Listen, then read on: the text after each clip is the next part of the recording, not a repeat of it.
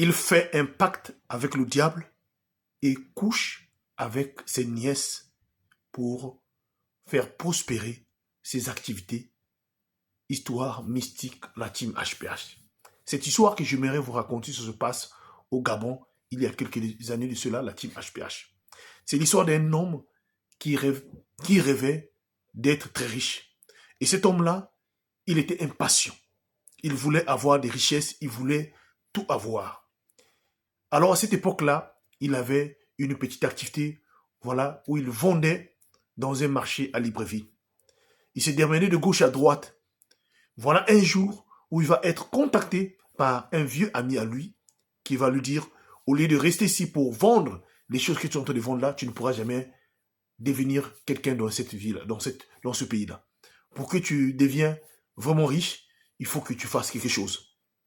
Alors, lui, comme il était à la recherche de la richesse, il y a des années de cela, en écoutant son ami, son vieux ami, il décide donc de le suivre. Et ce dernier-là était aussi à cette époque-là un homme vachement riche et qu'il invite dans leur secte là-bas, au Cameroun. Il finit par rejoindre la loge, donc, et là-bas, par la suite, il signe un pacte.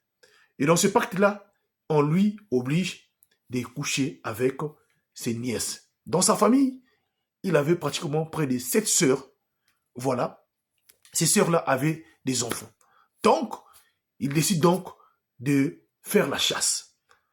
Quand il avait commencé à avoir de l'argent, son activité marchait, voilà comment ce fameux homme décide de prendre soin des enfants de ses sœurs. La première victime, c'est une fille de 14 ans que lui, il avait pris pour payer les études qui étaient venues chez lui. À chaque fois, quand il arrivait à droguer ces jeunes filles et à sortir avec eux. Quand cela se passait, quelques mois plus tard, cette jeune fille de 14 ans finit par tomber malade et malgré le traitement et tout ce qu'on pouvait faire, elle finit par mourir, la team HPH. Cela s'en est suivi à d'autres, vraiment, jeunes filles de sa famille. À tel point donné, ses sœurs, ses frères, tout le monde commence maintenant à parler que lui, il pouvait savoir ce qui s'est passé dans leur famille. Pourquoi les enfants étaient en train de mourir. Voilà comment leur dernière, décide à cette époque-là d'aller consulter un ganga, comme on le dit là-bas, un ganga, un papa spirituel qui voit des choses. C'est quand leur dernière va consulter ce ganga-là, et ce ganga-là, après avoir fait des rituels, il finit par avoir, dans ces rituels, avoir leur frère aîné, donc, qui était là, en train, au fait, c'est lui qui était à l'origine, en train de sacrifier toutes les nièces, les descendants de la famille, c'était leur frère aîné. Cette dernière-là, dépassée, décide donc de parler à ses frères et sœurs et tout ce monde-là. Aucune personne ne pouvait croire. Et elle décide de confronter tout le monde et d'appeler le Ngangala de venir un dimanche où ils ont organisé une réunion de famille où aussi leur frère aîné était venu en ne sachant pas ce qui lui attendait sur place. Quand il a survécu sur place, le Nganga était là et le Nganga a commencé à faire le rituel et il a fait. Le Nganga a pris un balai, il a déposé. Il dit que la personne, je connais, j'ai vu dans mes images ici là, c'est un tel qui fait cela. Leur grand frère était là sur place, fâché, il a failli se lever pour sortir. Mais l'Ingala lui dit, tu ne peux pas sortir hors de cette parcelle-là, puisque en rentrant ici là, j'ai mis quelque chose. Si tu sors, tant pis pour toi. Si tu es plus fort, tu peux sortir. Voilà comment leur grand frère était resté là.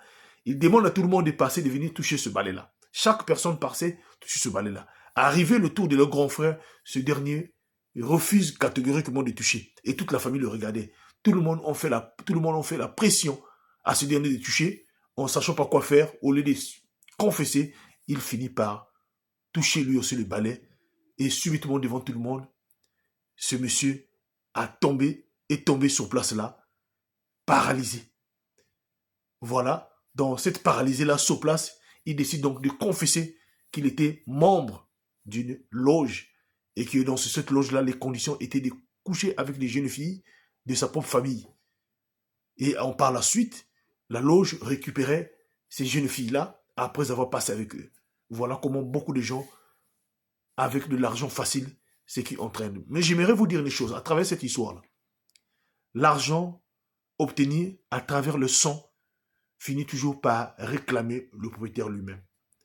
Si aujourd'hui là, vous gagnez votre argent en utilisant le sang des gens, le jour viendra, c'est votre sang qui sera donné à sa place, à la place. Alors faites attention. Soyez patient, attendez le temps de Dieu. Sur cette terre-là, chaque chose a son temps.